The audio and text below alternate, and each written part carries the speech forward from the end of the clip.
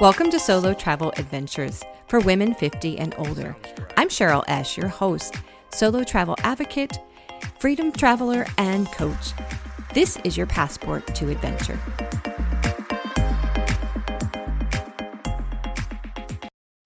Have you ever found yourself scrambling at the last minute, throwing all kinds of stuff in your bag before you leave for a trip? Or maybe you have an early morning flight and you're just not a morning person like myself, and you forget things and you're maybe on your way and suddenly it hits you, oh my gosh, I left my curling iron plugged in, or I forgot to turn the lights off or lock the door. And many of these things can nowadays be done, remotely, but what if there's something you forgot that can't be done remotely? Well, I'm going to talk today about the things that you should be doing before you leave for a trip. And I know summer travel is here for most of us here in the Northern Hemisphere. Many of you have already left. This is in the U.S. This is July 4th week, and many people are already on the road or planning to leave on the road this week. So get a piece of paper and a pen, and let's make a little checklist of our own of things that you should do before you leave your house for travel to make sure you are safe. So welcome to Solo Travel Adventures. I'm Cheryl Esch, your travel coach and solo travel adventurer. So I'm actually leaving on a trip as well. I'm taking a road trip. I'm leaving a little later this week to Austin, Texas. And I'll be visiting a few people, my sister, and just having a good time. I haven't been to Austin in a long time, so I'm really excited. I know it's only about a four and a half hour drive for me, and no big deal, but just getting on the road is just so fun. But I have created in my own mind, of course, but I did write it down. And so I want you to also get a pen and paper so you can write this down, create your own little checklist. And maybe you already have one and you have other things that you have to remember to do. But these are kind of your bare minimum. So first of all, you want to probably have someone check on your house, a neighbor or a friend.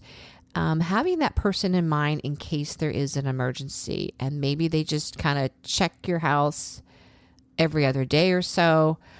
For example, obviously, if an alarm goes off, you want to have somebody probably nearby that can handle that, and especially if you're not accessible. Along with that, number two, that person could be bringing in your mail and packages. Do not make the mistake like I just did, and I ordered a package that may come while I'm gone. So I'm not real thrilled that I didn't think ahead on that one. But if you have somebody like a next door neighbor or somebody who's already planning to come and collect your mail, maybe water your plants while you're gone, they can pick up your packages as well, right? In addition to that, that person might be watching your pets. Hopefully you have already lined that up way in advance. As a pet sitter myself, I do book out pretty quickly, and you want to obviously have that in place. If you don't have a pet sitter, then sometimes pets need to be put in, to a kennel or some doggy daycare kind of place. So obviously you want to plan that, especially around certain summertime or holidays can get a little busy. So make sure you do that. Number three, I recommend you unplug any small appliances. That might be your toaster, your air fryer, things like that, that just don't need to be plugged in. You just don't know if it, you might have a fuse or something happen, electrical storm that, kind of does something to your appliance, and it could even possibly cause a fire. So I just unplug all that before I leave town. Obviously you're leaving that refrigerator plugged in for yourself, right? Number four, adjust the thermostat. Now we are in some really hot weather here already in Texas, and I think really across the U.S. We're feeling the heat already, even though it is not quite, well, when this goes live, it will be July, but it's getting hot, but you don't want your AC running the whole time while no one is in the house. Now, you most likely will want to adjust that upward a little bit so that it's not running. And sometimes if you forget to do that, most people have smart meters now and they can do that remotely. But if you don't, make sure you adjust your thermostat before you leave. And that's if it's cold, then you might, adjust differently, right? So with AC, you adjust upwards so it's not running all the time, keeping your house cold when no one's here. And if you are in the southern hemisphere and you are dealing with just some colder weather, you probably want to turn the thermostat down so you're not heating your place the whole time you're gone. All right, number 5, speaking of kind of packages, many people have like subscriptions that they subscribe to, whether it's maybe it's HelloFresh or some sort of meal delivery or meat delivery, anything like that is on a schedule. You want to look at that, look to see when your subscriptions are due to deliver and maybe pause them while you're gone.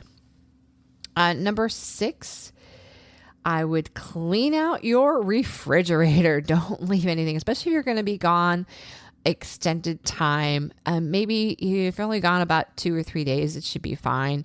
But say you're gone a week or more, things that are kind of getting close to that expiration date, make sure you take care of, particularly vegetables that might go bad.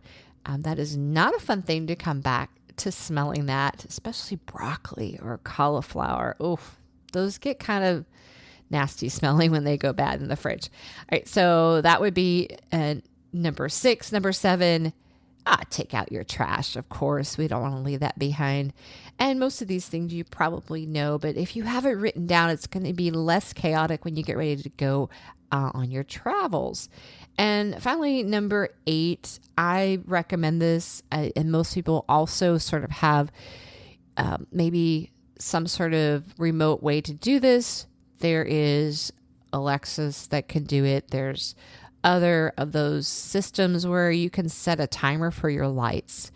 And if you don't have that system, which most people actually do, you can get the old-fashioned, timers I know that I grew up with, and they plug into the wall, and maybe you have a lamp plugged into that timer, and that just will turn the light on at a certain time and turn it off. But everything is so technically, just easy to do remotely.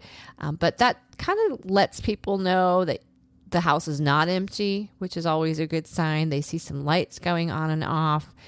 And besides maybe your next door neighbor or someone who's taking care of your house, it might just be a good idea not to tell people that you're leaving town, so that your house is just not a target, or your place is not a target for thieves or people to break into, knowing that there's nobody there. So that'd be another little tip I would just kind of add in there. But hopefully you wrote those down. You got your little checkbox maybe next to each item. And I want you to be able to walk out that door with your suitcase headed to the airport with not a worry about what you have maybe left behind or have forgotten to do at your house. So this will put your mind at ease and be able to enjoy your travels. Well, sisters, I hope you enjoyed this and you are going on some sort of fun adventure this summer. And I'd love to hear about that. You can join the Facebook community group. It's Solo Travel for Women Over 50. And you can just Google that and you can join the group. Got to share where you're going so other people are inspired. And if you are also inspired by this podcast, please share it. Share with your friends.